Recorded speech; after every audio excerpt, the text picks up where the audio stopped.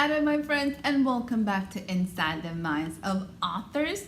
This is officially our last live broadcasting for Inside the Minds of Authors podcast. If you've been joining us throughout this week, thank you so much. It's been a pleasure talking to you guys and sharing these authors directly to you. If you're new to the podcast, go ahead and subscribe. If you have missed any of the replays, you can still catch them on so you don't want to miss along. We have incredible authors sharing all their passions with us, so we're truly excited. And since we're wrapping up the season, you guys are probably wondering, who do we have now? So I'm going to bring the fabulous Mr. Brad. Hello, how are you, dear? I'm doing really good. Thanks for having me. How are you doing? I'm good. I'm coming from Houston, Texas, instead of my typical home in Texarkana, so it's exciting. So I know our listeners and viewers can't wait to get started, so I'm turning over to you to introduce the book and do the reading. All right. So the book I'm reading from today is called Ashme's Song. It's always tough to get this right on the computer camera. So Ashme's Song, it's a science fiction novel. I generally write science fiction, and it explores. So the main character, her name is Ashme. Her society is kind of starting to crumble down into a civil war or revolution. She's young. She feels that she wants to fight with the liberating army and stuff like that. So she kind of has these dreams of heroism.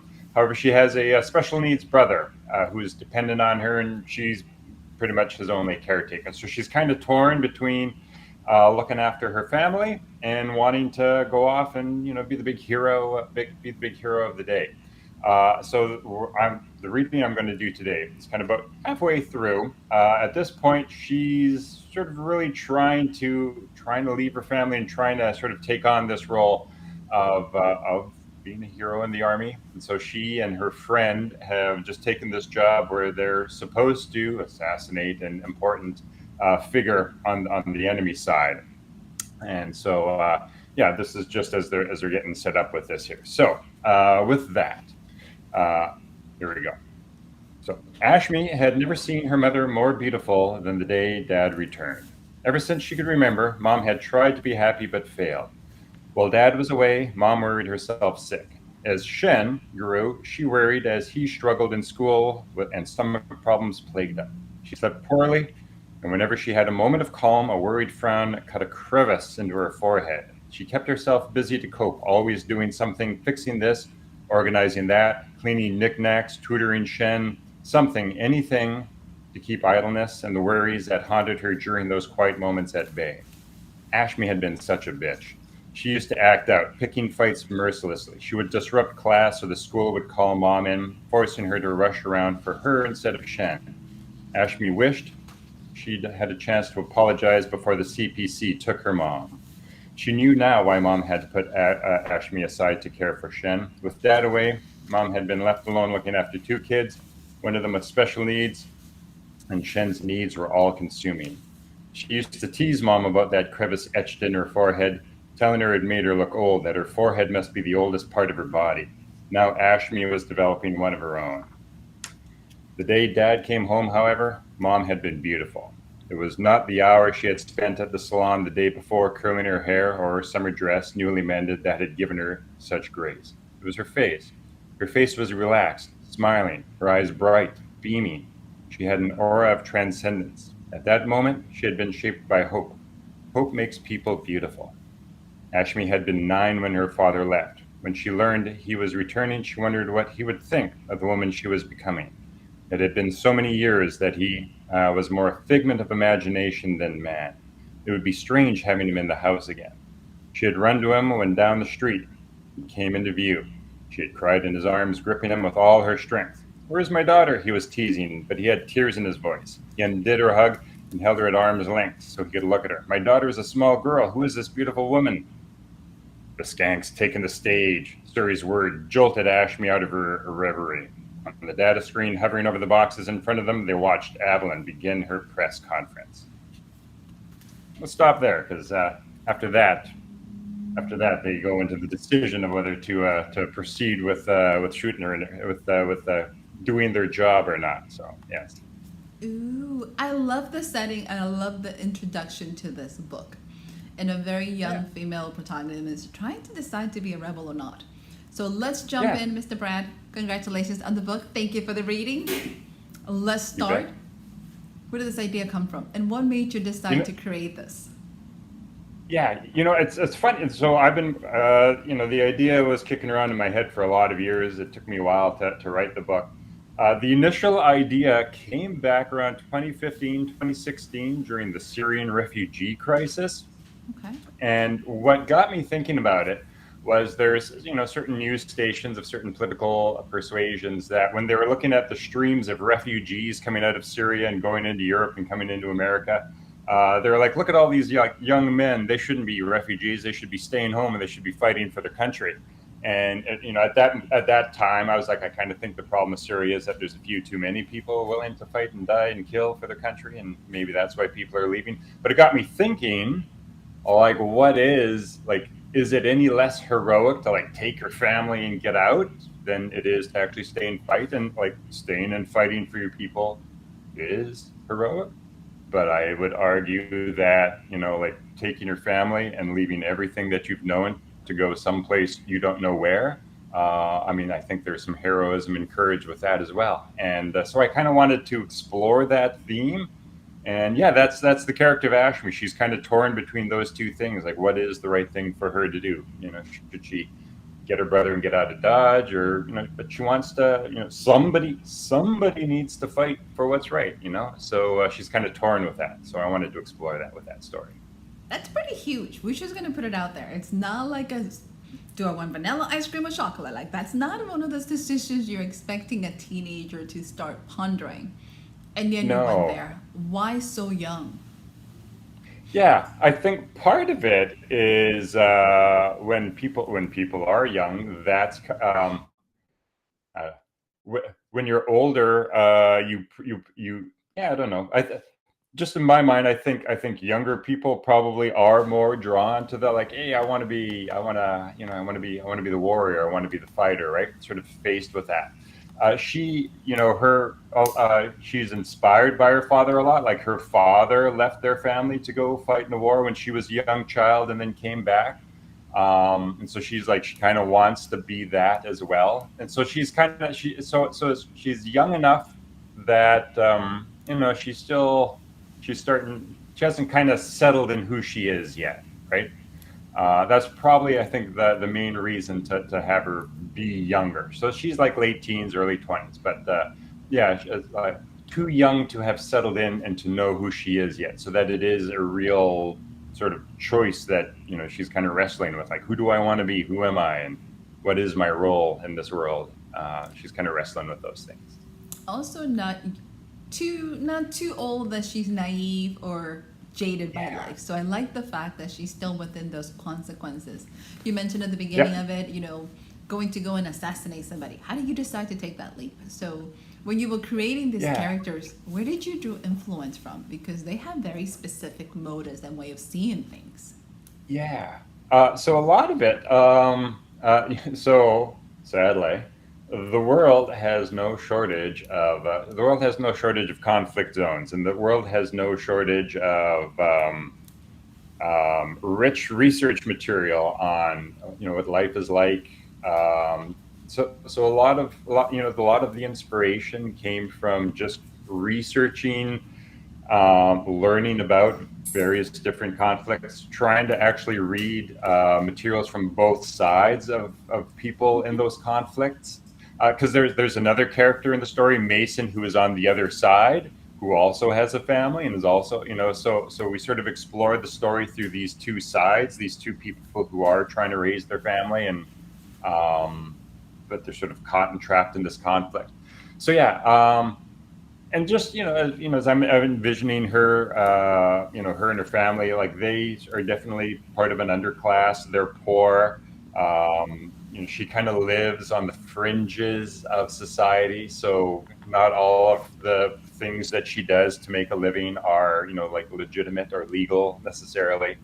And so yeah, like how is it that she's getting these jobs to do these things? Like she is kind of connected a little bit into the underworld, just sort of a little bit on the periphery, which gives her a little bit more exposure to these types of, I don't know if you'd call them opportunities, but these types of jobs that she can be a part of. There's an entire world that you're exploring. How long did it take you to put this world together and decide So this long, is where so long. so long? I Yeah, like that. yeah, long time. Um, yeah, you know what? I find I do world building in stages. So my first cut of world building probably took about a month or so. Um, so yeah, so I kind of flesh out the world. I get the rough cut of the world usually in the first month or so, and then I go and I write the first draft. And as you're writing the first draft, you're like, okay, there's all these gaps and these things that I need the world to do. So after I've kind of written the first draft, I'll have to go back and flesh out a little bit of the world building a little bit more. And then as those drafts, as you sort of go through those drafts, you refine it a little bit. But yeah, the raw building blocks of it probably about a month or so. I tend to do a lot of research as well. Like it's tough to answer that because I do a lot of research. Like I'll read a lot of books, I'll do a lot of research on things, and that's technically part of the world building as well. Although I'm not necessarily actually building it, I'm just getting ideas and taking notes. Um, but yeah, probably a good solid month of like sitting down, writing it out, with a lot of research that probably preceded that as well, and probably a lot of research that kind of goes on concurrently while I'm actually writing the story. But yeah, it takes a long time. That's the thing with science, sci-fi, and fantasy. You gotta do a big chunk of world building before you can actually write your story. Not a bad thing. That is not a bad thing at all. Yeah, I actually So enjoy it. It's kind of fun. Yeah, that's a good thing. You want to have all those pieces in there, especially when you're yeah, creating this brand new world that we're all trying to be interested in figuring out what's going to happen. Is yeah. this going to be a series or is this just a standalone book? What do you have going on here? Yeah, right. At this point in my writing career, I prefer standalone stories, and so I wrote this as a standalone story. Yeah, there's obviously opportunities. I always kind of leave my stories like the main thrust of the story, the main decisions that the characters have to make are kind of made by the end of the story. But I always like real life never has clean cut endings, and so I try to have that in my like the conflict that she's facing is resolved, but it's the situation, the world isn't resolved, right? Because I always feel life is like that. So there's opportunities to revisit it as well. But yeah, I wrote it. In I prefer standalone novels. As I know, I'm kind of like the only. I feel like I'm the only one in the world that wants standalone novels. So, but yeah, that's kind of where I'm at right now. I want to know why. You brought it up. I need to know what makes them. What is your draw to standalone novels instead of a series? Because I know a lot of people that Yeah, are totally the opposite. Why this? so many people are like, as I say, I think I'm definitely in the minority here. I believe a good story has a beginning, a middle, and an end.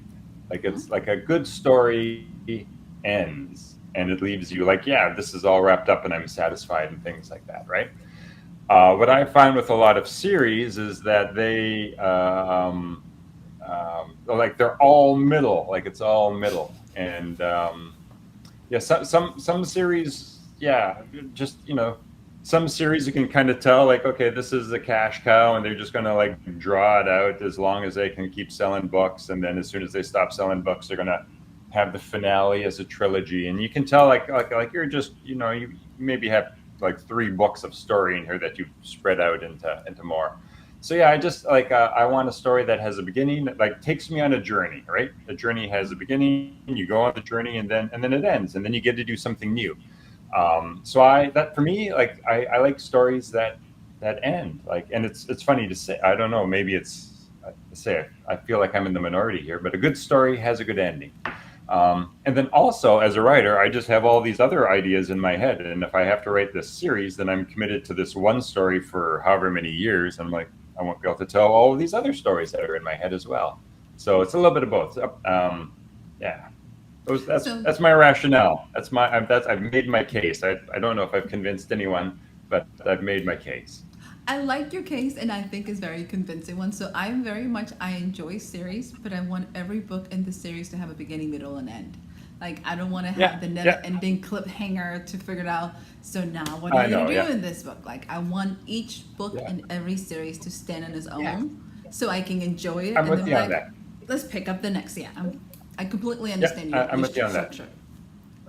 Like I think an author that I think like Terry Pratchett's Discworld novels, Oh my God, like it's yes. all in the same world, a lot of the same characters, but like each story is you can go in, you can read one book and it's awesome and that's it. You don't have to read 60 more, or if you like it, you can read 60 more. But they're all standalone, they're all separate, they're all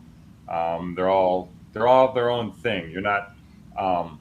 That's the other thing as well. Like with a series, you've got to start at book one and you got to Mm-hmm. read methodically through however many there are. Whereas there's probably a difference between series versus episodes. Like episodic, like Discworld is Mm-hmm. episodic. Like you can just start anywhere in there and just pick it up, read the book, and be done with it. That's maybe not what you meant, but as well, No. like you're probably talking Yep. about series. But yeah, okay, yeah, yeah, Mm-hmm. yeah. So I so I love could I that. could see myself I could see myself writing an episodic kind of world where it's like it's the same world, but it's just different stories, different characters, and like each one's kind of a standalone thing. I think I could probably be up to that. But yeah, It's the very big much 10 book saga. no, I'm very much with you. There's creating that universe in every one of those. I have a hard time following long series because after a while I get bored. Like I can give you 3 to 5 books and be like, I'm good. Any more than that, I'm like, are we done? Why are we still Yep, in this yep. world? So I I'm love with it. you. Like a like the longest I'll commit to would be like a trilogy, like because a trilogy has a beginning, a middle, and an end. But yeah, if it goes longer than that, you're like, does it really have to be this long? Or I'm I don't totally know. with you. Yeah. So tell us, what are you working on now? What else is coming up at a brand's mind that we can be expecting in the next couple of years? What are you working and Cool. creating? Yes, cool. So right now, the book that I'm working on, it's kind of a sci-fi fantasy, probably sort of genre. Um, it's far future, post-apocalypse, a type of world. So it's a this think of it as a cross between Conan the Barbarian and Dune. How's that? Conan the Okay. Barbarian and Dune. Sort of blend those two worlds together, and that's probably the feel, the vibe of the setting that I'm creating there. So just an absolute stark the environment itself is kind of an antagonist that people have to survive against, and it's sort of a story of um, just small average people in the face of great powers. I personally feel that people have more power than oftentimes they think they do. Like the biggest lie I think anybody will ever tell you is that you don't have any power. And so it kind of explores those themes, just sort of like average, just people on the fringes of society, in the face of these great powers. Like, can they actually do anything? Can they rise up? And that's sort of the themes that I'm exploring in that setting. That's what I'm working on now. Ooh, that is so good. I love the fact that you stay within science fiction. Is that your actual favorite genre to read, or do you read in multiple places? It's funny. Yeah, I read everything. I read everything. Um, yeah, for whatever, I don't know why. For whatever reason, the stories in my head are always just a science fiction story. But I read everything, and I almost like science fiction is almost like a minority in what I read. I read a lot of Ah, fantasy. I do read, yeah, science fiction, fantasy. I'm a big fan of horror. I love horror. So yeah, and a bunch of that's nonfiction as well. So yeah, I just kind of I dabble, I guess. that's really interesting. I Yeah, definitely can appreciate it, and I appreciate the fact that you do dabble in different genres for your reading pleasure. So that is yeah, awesome. yeah, So tell yeah. me, darling, And if you could give an advice to an upcoming author, what would you tell them? yeah, just finish that first draft. Finish that It's a first good draft. one. Yeah, that's um, it's probably harder than you think, but it's just a question of set a little bit of time every day, chip away at it. It doesn't like you don't have to be fast. just chip away at it, a little bit of time every day. That time in your life is going to pass anyways, and if you chip away at it every day, after a couple of years, boom, you'll have a novel. Versus if you sort of, get discouraged. So, what do they say? Eat the elephant one bite at a time. Just, even if you just do a paragraph a day, that's your paragraph closer to the end. That's how I write. Like, I'm slow, so it's just let's get that first draft done. Once you get that first draft done, then you actually have something you can play with. And once you can play with it, you can edit it. I find that goes a lot faster. It's just, buckle down and get that first draft out. That is such a good advice. I know we always tell authors to just write it and do it. I think focusing on just the first draft tends to make it a lot easier than like finish the book or publish the book. So yes. Yeah. But your first draft is going to suck horribly, and just accept that. It's going to suck. That's why it's your first draft, but just get it done. Bang it out. So dear, tell us, for our viewers and our listeners, where they can find you, where they can learn more about the book, where they can connect with you. Tell us. Absolutely. All right. So you can buy the book anywhere you buy books. Pretty much online. You can get them through like Amazon, Barnes and Nobles, all the things online. You can also buy them from the publisher, Shadow Paw Press. You can also buy them, or you can get links to them from my website. And my website is bradanderson2000.com. So bradanderson2000.com. I do have 2 books. I got Ashley's song, which I read from today. I also have this other book, Dew Tarot. This was my first book that came out, so I got a couple of books out there. And I say you can find them all on, the Amazons, the Barnes and Nobles, anywhere where you buy online books, you can get them. And if all you can remember is bradanderson2000.com, you'll get the links to them from there as well. Super easy to all our viewers. You can pick up the book. So amazing. So before you leave us, are you ready for the lightning round? Bring it on. No, but let's do it. Super easy. Don't think about it too hard. Let's see. Pancakes or waffles? Pancakes. Okay. Do I have to justify my answer? You do not. This is one of those. You're good to go. Pirate or night? Ooh, pirates. Okay. Early bird or night owl? I'm a night owl. I am impressed. Summer or winter? Summer. Yeah. Okay. Here's a little different. If your life had a theme song, what would it be? If my life had a theme song.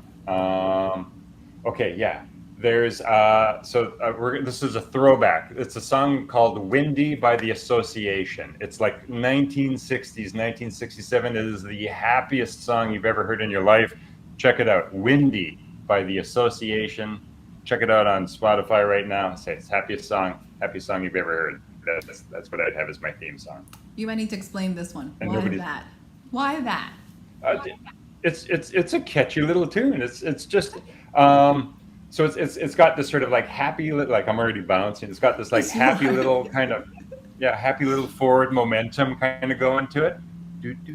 So it's just got this happy forward, happy-go-lucky kind of just moving forward kind of momentum to it. And I'm like, that's a great theme song. Just it's happy, it's go lucky, and you're moving. You're just trucking forward. Yeah. That is so good. I like it. And so you definitely started dancing along with it. I'm like, ooh. I know, right? Yeah. Awesome. Dear, it has been a pleasure having you on the show. Any closing remarks, fast? Hey, keep reading.